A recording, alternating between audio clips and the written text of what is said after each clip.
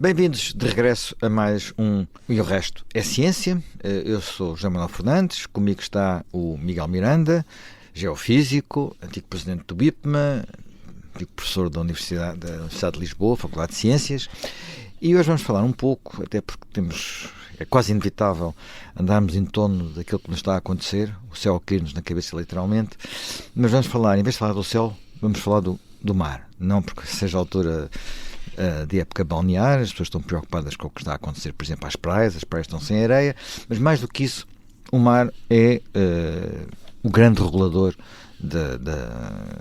enfim, do clima, daquilo de sabermos do tipo de clima que temos, incluindo da temperatura média, da pluviosidade, de tudo isso.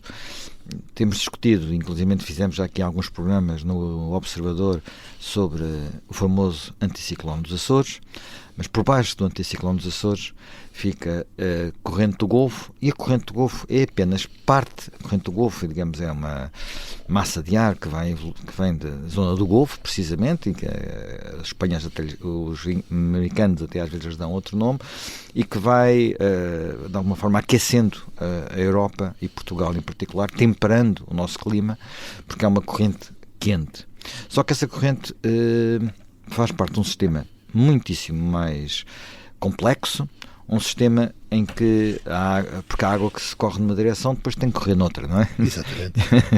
Exatamente. E, portanto, o que nós temos é a água mais quente a correr em direção ao norte, à superfície, e depois o que temos é que há uma altura em que essa água mergulha, já vais explicar porquê e como é que isso funciona, e depois vem por baixo, sem nós a vermos, até praticamente a Antártida. Isso é uma espécie de rotação completa das águas. Passa por Índico, etc. Passa por Índico. Portanto, está tudo junto, está tudo ligado, como se costuma dizer, não é? Está tudo ligado, mas aquilo que muitas vezes se discute, esse é o tema do programa 2, é saber se este sistema, que é um sistema, no fundo, é o grande regulador de todos os climas da Terra, e no caso concreto da Europa, é aquilo que permite perceber porque é que nós na Europa, à mesma altitude, temos temperaturas bastante mais amenas do que têm, por exemplo, do outro lado do Atlântico, os nossos amigos americanos.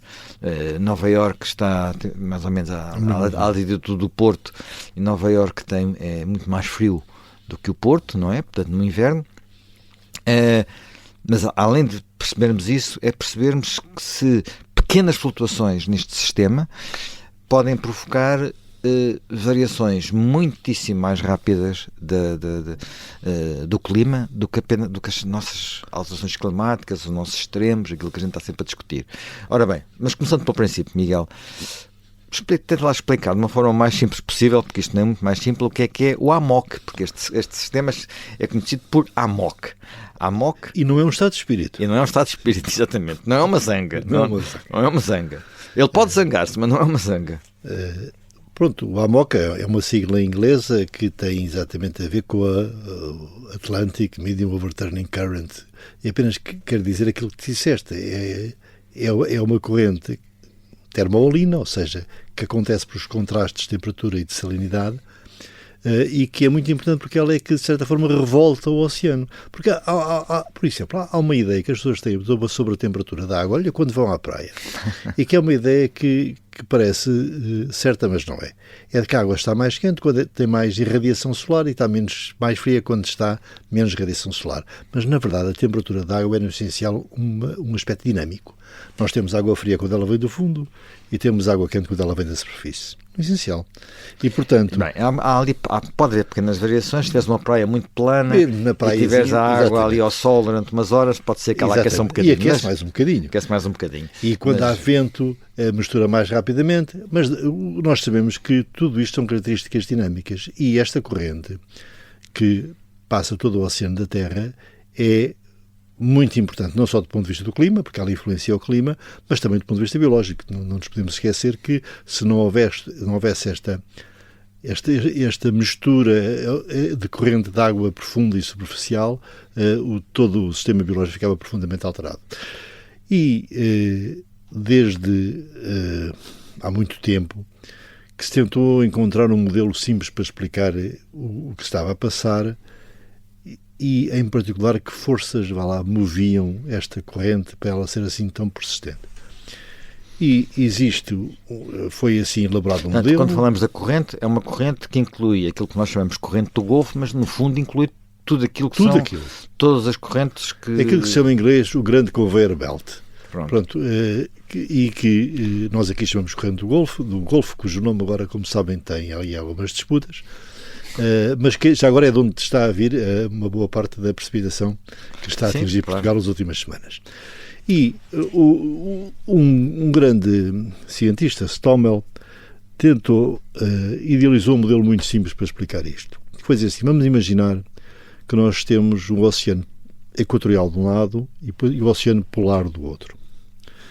E que estes dois oceanos contactam entre si por uma corrente superficial quente e uma corrente profunda fria.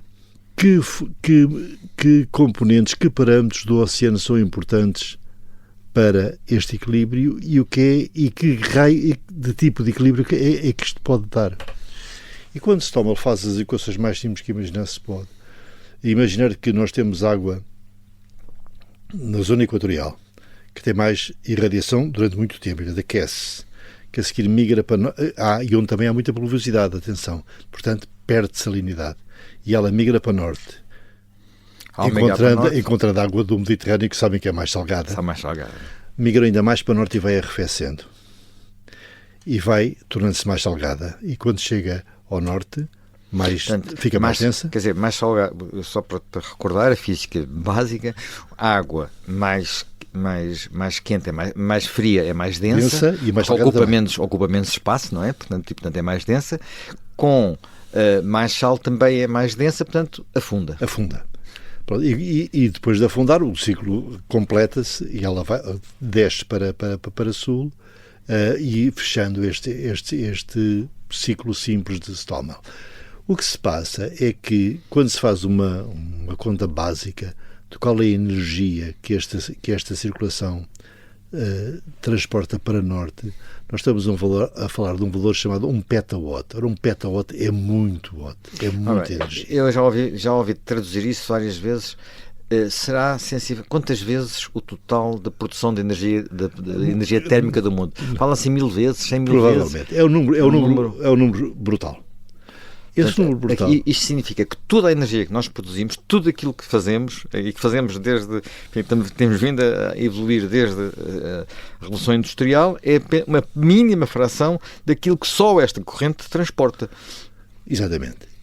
E, vamos lá ver, uma boa parte dos fenómenos atmosféricos e geofísicos da Terra tem a ver com a diferença simples entre a energia que o Sol transmite à Terra na zona do Equador e a energia que o Sol transmite à Terra na zona dos polos.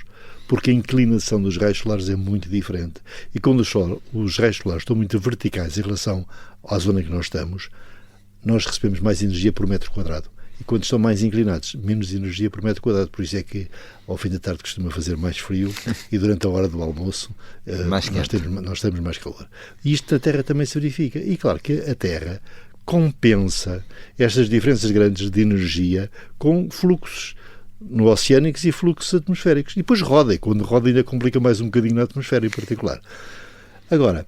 Quando dizes que roda, o planeta roda e, portanto, apesar de nós rodarmos com o planeta, essa rotação em massas móveis, como é o caso dos oceanos, tem alguma influência. Tem alguma influência, até porque depois ainda há outras coisas, ainda há a Lua, ainda há... Exatamente, mas faz aparecer uma força que é muitas vezes falada, que é a força de Coriolis, que complica um bocadinho isto, é muito importante, é aquilo que faz com que o vento no hemisfério norte roda para a sua direita e no hemisfério sul ao contrário.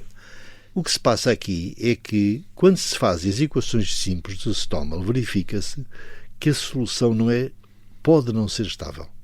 Ou seja, porque se nós fizermos variar muito rapidamente o conteúdo em água doce do oceano, este equilíbrio pode ser alterado. E essa questão é particularmente sensível porque nós estamos numa altura em que sabemos, isto é um dos temas mais noticiados dos últimos 20 anos, talvez mais do que 20 anos, sabemos que a água acumulada nos polos, particularmente no Polo Norte, isto é, a água do Ártico, a água do gelo do Ártico, o gelo em cima da Groenlândia, que tem-se fala agora. Essas calotes polares são as mais pequenas, o que significa que a água que lá estava, sob a forma de gelo, derreteu, digamos, o gelo derreteu, e é a água doce que se mistura com a água do mar. Altera a salinidade. E a questão teórica é dizer assim, então, mas se eu alterar a salinidade de uma forma significativa, pode acontecer que ela deixe de se afundar nos polos. E se ela deixar de se afundar nos polos, quer dizer que ela então regride para a zona equatorial à superfície, o que significa que nós deixamos de misturar a água profunda com a água superficial. E isto é um problema de tal forma grave que a acontecer que lançou muita gente à procura de saber duas coisas diferentes. Primeiro, aconteceu no passado, nós temos alguma evidência que no passado a Terra tal tenha já acontecido. E o segundo, qual é que é a probabilidade disto acontecer se aumentar o degelo no Ártico em particular e na Antártida? Porque, só para as pessoas também terem uma ideia, uma alteração, se for profunda, deste sistema de correntes, se de repente a corrente do Golfo deixar de chegar tão a norte ou deixar de circular nesta direção, no limite, de repente isto muda tudo, não é? Não é apenas uma alteração, termos um vento em Leiria e umas chuvas na Serra da Estrela. É outra coisa. Passamos para algo completamente distinto. E que nem sabemos que do ponto de vista económico isto tem uma consequência muito importante. É que nós estamos a preparar-nos para aumentos de temperatura, estamos a investir em sistemas para resistir ao aumento de temperatura e de repente, claro que não é em todo o mundo, mas nesta zona da Terra nós teríamos uma redução de temperatura. Podemos ficar como Chicago, como assim, os grandes lagos dos Estados Unidos. Exatamente. Portanto, o que levanta, isto atingiria todos os países, em particular aqui desta região da Europa, e é óbvio que seria uma questão que tem que ser quantificada. É possível, já aconteceu, vai acontecer. O que é que sabemos sobre isso? Bom, vamos ao passado. Já aconteceu. Bem, e existe uma comunidade de pessoas que trabalha muito aquilo que se chama paleoceanografia, saber como é que foi o oceano do passado. Olha, em Portugal, uma das mais conhecidas paleoceanógrafas vai fazer agora 70 anos, que é a Fátima Abrantes, e eles têm trabalhado imenso para tentar encontrar, para caracterizar exatamente a existência de mudanças climáticas que eles procuram essencialmente em organismos que são capazes de encontrar nos sedimentos. E está razoavelmente bem estabelecido que há coisa de 12 mil anos, 10, 12 mil anos, houve um período em que o AMOC não deve ter existido. E, portanto, o clima sofreu uma grande alteração. Há muito pouco tempo isso. Há muito pouco tempo. Portanto, havia já Homo sapiens e Homo sapiens sapiens aqui por estes sítios. Exatamente. E esse período, que recebeu o nome de Novo Dryas. Dryas é uma flor, é uma pétala de uma rosa, é até um nome bastante poético. Interpreta-se este acontecimento essencialmente como resultado da precipitação no Oceano Atlântico dos lagos que nós conhecemos no norte do Canadá e do continente americano. E que isso terá levado eventualmente a uma quebra rápida da salinidade e, com isso, uma quebra rápida do sistema de correntes profundas. E o que é que aconteceu? Isso é no mar. E o que é que aconteceu, digamos, A Terra é mais difícil de caracterizar, porque os sedimentos marinhos têm uma grande vantagem, é que eles são muito regulares e podem ser encontrados e amostrados de uma forma razoavelmente simples. Portanto, a gente já sabe uma coisa, isto pode acontecer. Então, se pode acontecer, está a acontecer, pondo a interrogação. E a verdade é que... Mas agora, antes disso aí, deixa-me só introduzir uma pequena complicação. Houve momentos que nós temos memória, porque aí há memória histórica sólida, relativamente sólida, que foi a chamada Pequena Idade do Gelo, em que há alguma especulação que pode ter acontecido qualquer coisa, enfim, a Pequena Idade do Gelo é algo que acontece no final da Idade Média e vai mais ou menos até meados, enfim, até ao século XIX, em que de repente as temperaturas baixam na Europa, as colheitas falham, há fomes, o Tamisa chegou a gelar, há quadros dos pintores holandeses com pessoas a patinar no gelo em sítios que hoje nunca gelam. Portanto, Há várias explicações para isso, questões que têm a ver com vulcões, questões que têm a ver com manchas solares, com ciclos solares, mas também se diz que pode ter havido uma flutuação, pelo menos, deste sistema.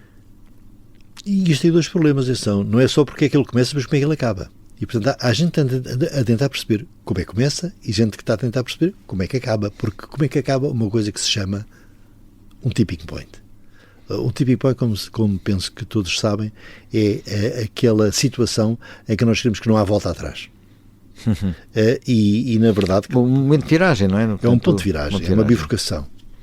E na verdade, o que se tem... Esta situação é tão drástica que levou a uma monitorização importante do Atlântico para saber se o fluxo de energia e de massa que está associado a esta corrente profunda se estava realmente a reduzir ou não. Foram feitas aquilo que se chama amarrações, que são correntómetros colocados num cabo bastante profundo com vários correntómetros que medem a velocidade da corrente, e existem duas linhas mais importantes, que é a linha rápida ao norte e a linha Samba, perto da África do Sul. Nenhuma cobre de um lado ou do outro o Atlântico. Nós não temos essa capacidade ainda. Mas, olhando-se para estes dados, chega-se a uma conclusão interessante, é que não há evidência experimental de que esteja a diminuir. Bem, já vamos a isso melhor. Agora temos que interromper, terminou a primeira parte do programa. Estamos de regresso dentro de alguns minutos.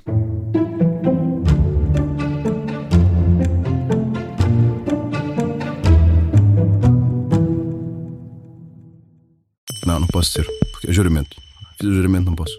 Esta é a história de como dezenas de portuguesas se tornaram seguidoras de uma seita controlada por um guru manipulador. Recrutadas numa escola de yoga em Lisboa, muitas acabam em casas de massagens eróticas ou a serem filmadas em cenas de sexo e orgias. É muito complicado provar que estamos a ser forçadas a alguma coisa, quando na verdade nos levaram a crer que efetivamente aquilo é bom para a nossa evolução espiritual. Episódio 3. Como criar uma seita. Os segredos da seita do yoga. É uma série para ouvir em 6 episódios que faz parte dos Podcast Plus do Observador. É narrada por mim, Daniela Roy, com banda sonora original de Benjamin. Os Podcast Plus do Observador têm o apoio da Kia.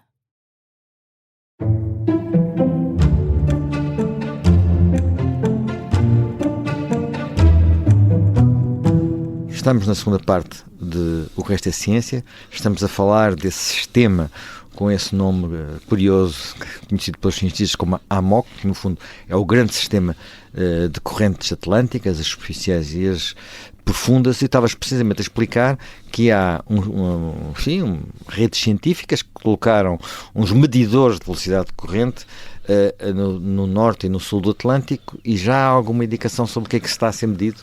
Primeiro, eu gostava de explicar que isto é uma operação logística muito complicada, porque nós precisamos de fazer um corte no Atlântico de este a oeste, da África à América do Sul, da Europa até à América do Norte. E, na verdade, tínhamos que fazer esse corte ao mesmo tempo, para poder fazer um cálculo realista do fluxo de energia de massa que estava a passar por essa região. Inicialmente houve uma interpretação de que havia indicações de que havia uma grande atenuação, mas os dados mais recentes que eu conheço, publicados este ano, são de que não há essa evidência. Contudo, os modelos continuam a indicar que, para o fim do século, há capacidade de que isso possa acontecer. Portanto, o que estamos a falar é que nós temos um sistema que regula o nosso clima, regula a nossa... Quando digo nosso clima, é o clima não é só apenas de Portugal, basicamente neste caso é da Europa. E há uma coisa que as pessoas visualizam bem, não é? A cidade habitada mais a norte do mundo, mais perto do Polo Norte, é uma cidade europeia que fica numas ilhas, que ficam bem para lá do Círculo Polar Ártico, vai ser que aquilo estava gelado grande parte do ano, que é Longyearbyen, nas ilhas de Svalbard, pertence à Noruega, aliás um sítio bastante importante estrategicamente, que se fala sempre que há guerras, os russos têm lá umas explorações mineiras, os alemães andaram por lá durante a Segunda Guerra Mundial, portanto é um sítio com grande importância estratégica, e essa cidade apesar de tudo, é acessível todo o ano, de avião e até penso que sempre de barco, precisamente porque, apesar de tudo, lá mesmo quase no Polo Norte, chegam lá ainda aos efeitos desta corrente que vem quente, não é? Que vem do Golfo, porque em contrapartida há isto depois, uma parte disto circula por baixo, mas há depois também correntes frias que circulam à superfície e por exemplo, na zona da Groenlândia, junto à costa, entre a Islândia e a Groenlândia, há uma corrente fria. São correntes muito complexos. São sistemas complexos, há muitas correntes. Quando temos uma corrente fria, para as pessoas terem uma ideia, há zonas que são, por exemplo, nós diríamos que são parecidas poderiam ser parecidas connosco, o sul de Angola, por exemplo, poderia ser parecido connosco, Moçambiques, mas que é deserto, precisamente porque ali passa uma corrente fria, que é uma corrente que vem de... É a corrente fria de Benguela. Exatamente, a corrente vem de Benguela, e o mesmo se passa no Chile, e as zonas mais desérticas da Terra ficam no Chile, porque também há uma corrente fria, aí tem o nome de um cientista famoso, Humboldt, corrente de Humboldt, que foi enfim, há quem diga que também foi o pai das ciências naturais. E foi, não é? Bem, mas dito isto, há uma preocupação de que uma coisa nós temos aquela ideia que pode ser uma ideia simples, que é nós vamos ter aquecimento global, foi a primeira ideia, depois já não é aquecimento global, é alterações climáticas, mas seja lá como for, vamos ter subida da água do mar, mas tudo isto para um continente como a Europa pode não significar nada se de repente este sistema de correntes se alterar radicalmente. Qual é aquilo que, pelo que se percebe, devido quer dizer, não se sabe, não é? Não é devido. A probabilidade de ocorrência no século XXI, que é, digamos, o problema que está em cima da mesa, é hoje em dia um desafio científico de grande importância. E é preciso perceber-se que não existe certeza nem de um lado nem do outro. Que as observações de profundidade vão continuar. O princípio físico básico indica que isto tem tendência para acontecer, a história indica que já aconteceu e, portanto, nós temos que saber, até para nos podermos orientar a nossa vida e das gerações seguintes, qual é que é a probabilidade de acontecer num futuro próximo. É importante perceber-se que nós estamos mesmo a redesenhar o clima da Terra. Isso tem que ser compreendido. Isso não tem a ver com opiniões, tem a ver com a realidade. O clima das Terras está a mudar e não está a mudar. Temos já atingido um estado estável, está a mudar continuamente. Sim, há uma coisa aqui que é, sempre mudou, não é? Sempre mudou. Não, o que está variou, agora, sempre variou. Agora está a ter alterações que são pelo menos mais rápidas do que nós temos a ideia que eram historicamente. E depois tem um efeito, tem, digamos, uma origem antropogénica, portanto, derivam de atividades humanas. O que é ótimo. O que é ótimo. Tem que se compreender isto. Eu sei que é péssimo no sentido moral, no sentido económico até, porque põe grandes desafios à humanidade, mas de certa forma significa que alguma parte, pelo menos, da mudança pode estar na nossa mão, digamos, controlar. Não estará totalmente, mas em parte está. Porque há coisas que há duas coisas que podem influenciar o clima, pelo menos temporariamente, e que estão completamente fora da nossa mão. Uma é digamos, a radiação solar, que tem variações também tem ciclos. Mas são muito inferiores. São muito inferiores, e outra que por vezes provoca períodos de arrefecimento global, que são os vulcões. Pronto. E também não controlamos. Mas esses, em princípio, até são a nosso favor neste momento. E, vamos lá ver, mesmo em termos de emissões, já há grandes blocos políticos que já estão a fazer um esforço enorme de reduzir as emissões, e elas vão ser reduzidas porque, do ponto de vista económico, francamente, a eletrificação vai ser uma vantagem para muitos e, portanto, seguramente que se vai dizer. Desde que não se fique debaixo de água. E diz? Desde que não se fique debaixo de água. Desde que não se fique debaixo de água. E, portanto, o que é que está a acontecer? Nós temos o que estamos aqui a ver é um bocadinho o resultado do aquecimento do Ártico, que é muito superior ao aquecimento médio da Terra. E este aquecimento do Ártico pode gerar ou não pode gerar alterações significativas na corrente termoalina. O princípio físico diz que é possível, muitos modelos apontam para isso, mas temos que ter cuidado que são modelos, a observação ainda não é completamente clara. Neste momento o que é preciso aumentar é um bocado a observação. Não me parece a probabilidade... Para anteciparmos o que possa vir a acontecer, não é? Não parece que a probabilidade possa ser muito elevada até ao fim deste século. A partir daí, claro que é elevada. Agora, o que é interessante no meio disto, e não tem a ver com o AMOC, mas tem a ver com como é que nós aproveitamos as correntes da Terra e as alterações do clima, é como uma notícia que deves ter visto com certeza num artigo do Economist, que tem a ver com o facto da China ter conseguido fazer o primeiro transporte de um navio de contentores através daquilo que se chama a passagem do Nordeste, que passa exatamente pela terra que há bocado falaste, por Svalbard. Portanto, a passagem do Nordeste, para quem, enfim, falou-se um pouco dessas passagens a propósito da discussão sobre a Groenlândia e da importância de olhar para a Terra não apenas digamos, na sua... Naqueles mapas habituais que põem o Equador a meio, mas em mapas que ponham o Polo Norte a meio. E aí percebe-se que há uma rota, ou melhor, duas rotas. Uma rota que vai ao longo do norte da Sibéria e vem por aí adiante, passa por cima da Escandinávia e depois desce para o Mar do Norte, para o Reino Unido também. E há uma outra rota que vai pelo outro lado, uma zona com mais ilhas, mais complicadas, portanto, pelo norte, Alasca, norte do Canadá, e vem desaguar ali na zona do Labrador, portanto, entre a Groenlândia e o Canadá. Mas por onde passou, portanto, esta é a passagem de Noroeste, a outra é a passagem de Nordeste, por onde passou uma coisa que é de facto extraordinária, porque o tempo a menos que os contentores levam a chegar da China à Europa, se vierem por aí, é incomparável. É incomparável. E a Ásia, neste momento, é o grande produtor de manufatura e, portanto, o impacto há de ser brutal. O que é interessante para nós e para saber a relação que há entre clima, comércio, estrutura política global, é que existe, deves saber que existe uma rua no Restelo chamada Rua David Melgueiro. Eu já morei perto do Restelo, mas nunca reparei nisso. E o David Melgueiro é um personagem meio mítica, meio verdadeira, mas é o nome de um navegador que terá feito pela primeira vez entre 1660 e 1662 a passagem do Nordeste, vindo do Japão até ao Porto, onde terá morrido. Existe toda uma história rocambolesca que envolve diplomacia, envolve até assassínios, que tem a ver com a transmissão dessa informação, em particular aos holandeses. Pois, a viagem terá sido feita aos serviços holandeses. Estamos a falar de um período muito particular, não é?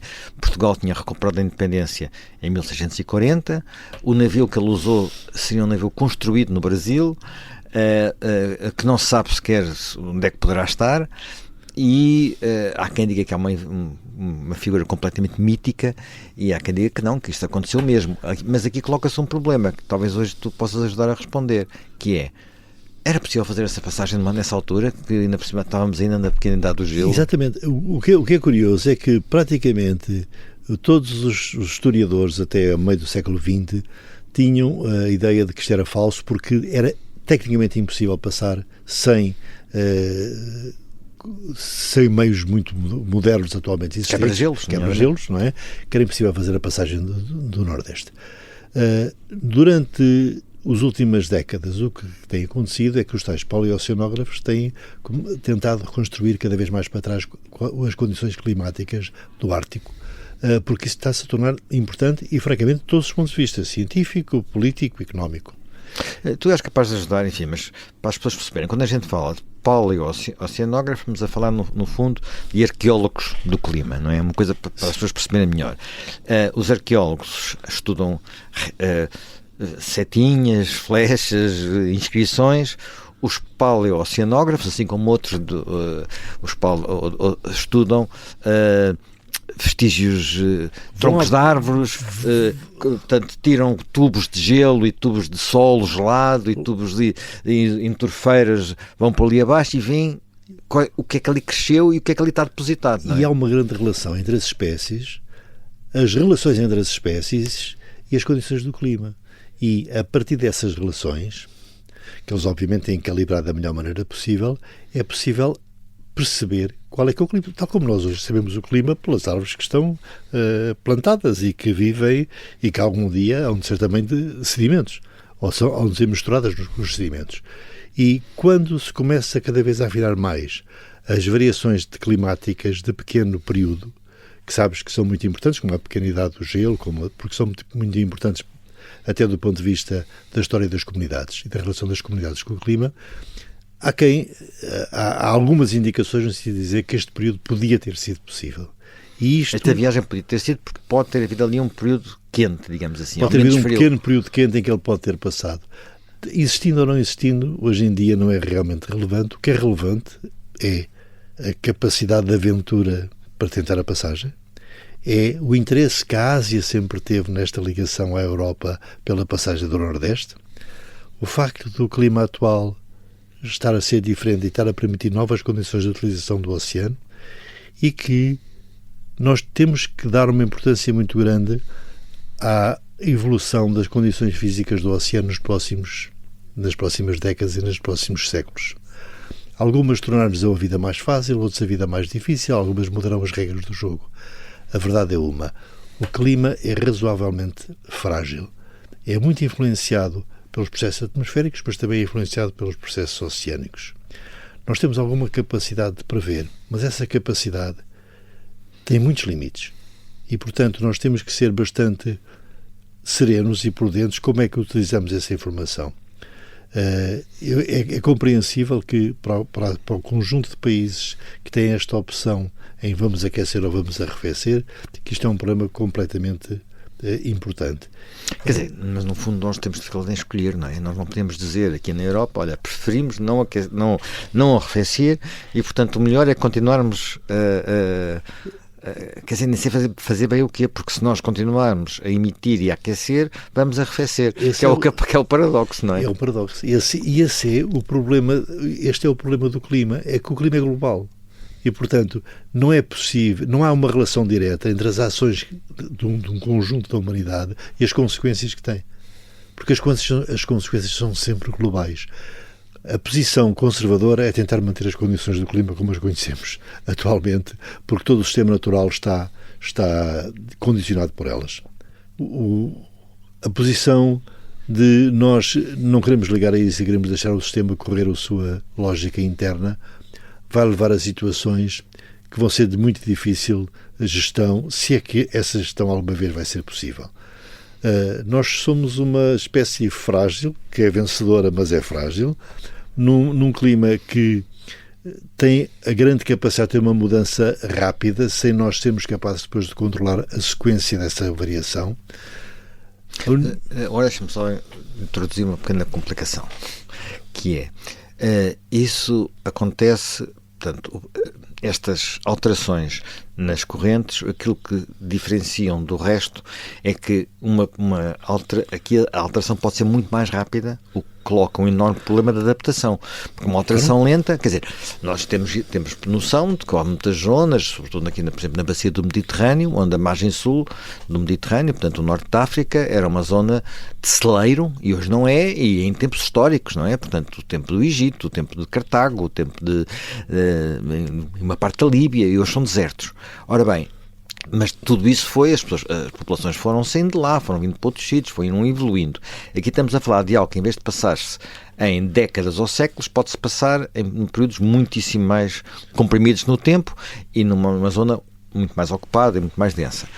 Dito isto, há algo que também às vezes se fala, que é o planeta, digamos assim, também às vezes se autorregula, isto é, se nós arrefecermos, e o problema neste momento, como tu dizias, deixa-me lá introduzir esta complicação, como tu dizias, o Ártico está a derreter, digamos assim, ao perder água, a água é água doce, portanto faz diminuir a salinidade e, portanto, pode alterar toda esta dinâmica de correntes.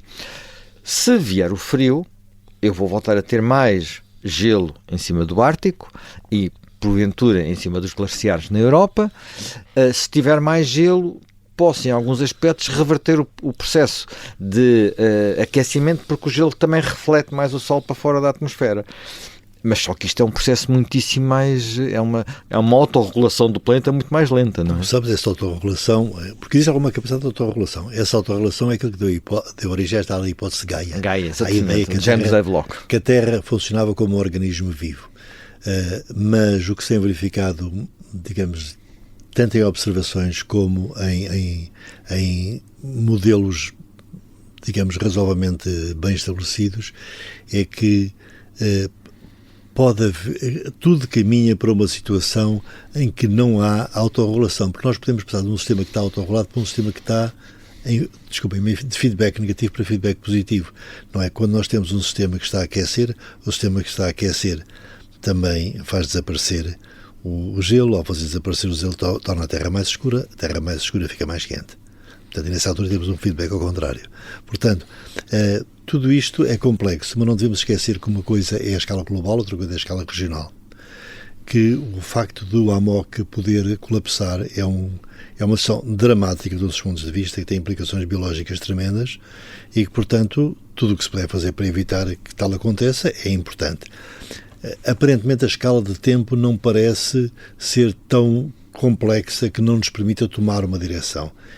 Qualquer que seja o sentido da nossa interpretação, qualquer que sejam os resultados que se venham a obter sobre a probabilidade de acontecer ou não acontecer um colapso do AMOC até ao fim deste século, a verdade é que não se conhece nenhuma outra estratégia que não seja reduzir as emissões dos gases de efeito de estufa. Por muitas dúvidas que possa haver de muita gente, não há outra estratégia possível. E eu penso que, infelizmente, ou felizmente, temos que nos adaptar no sentido industrial, no sentido comercial, à nova terra que aqui está.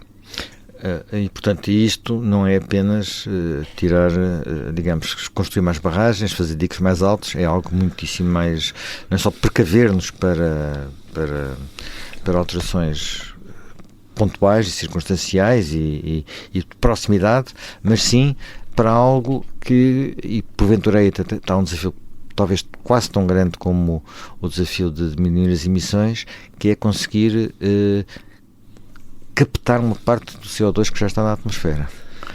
Fazer diminuir a densidade, isso através de mecanismos de captura de CO2, que é um desafio técnico. Há todas as tentativas, mas o que me preocupa neste momento até é outro assunto.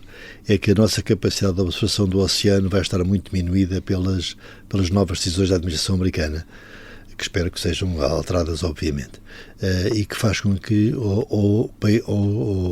a Europa, a China, o Japão e outros blocos com capacidade económica suficiente ocupam um espaço na parte observacional que tinham os Estados Unidos. Há protocolos de observação que estão a ser rompidos? Há protocolos de observação que estão em risco neste momento, mas eu penso que há comprometimento de todas as outras partes para ocupar esse espaço. Nós temos que saber o que está a passar no oceano cada dia. Não podemos viver outra vez como viveu quando se tinha os detritos nucleares, da ideia de que o oceano é um mundo escuro, sem fim, porque se tiveres aqui no teu gabinete uma terra que tenha 1 metro de raio, um metro de diâmetro, não te esqueças que o oceano é apenas 1 milímetro. Portanto, é, apesar de tudo, bastante... É uma pequena película de água que nós tomamos por infinita porque somos tão pequenos que não temos capacidade de lhe apreciar a fragilidade. E esse milímetro é o tal milímetro que tem, enfim, é muito pouco, mas ao mesmo tempo muito comparativamente com a quantidade de energia que ele transporta, não é? Portanto, pensar que, quer dizer, é ele que no fundo aquece e arrefece uma parte da Terra, determina depois os fluxos atmosféricos. E é por isso que deve ser tão difícil encontrar vida fora da Terra. Pequeno planeta azul. Bem, terminamos mais um E o Resto é Ciência. Não nos deu o AMOC, mas falámos sobre o AMOC.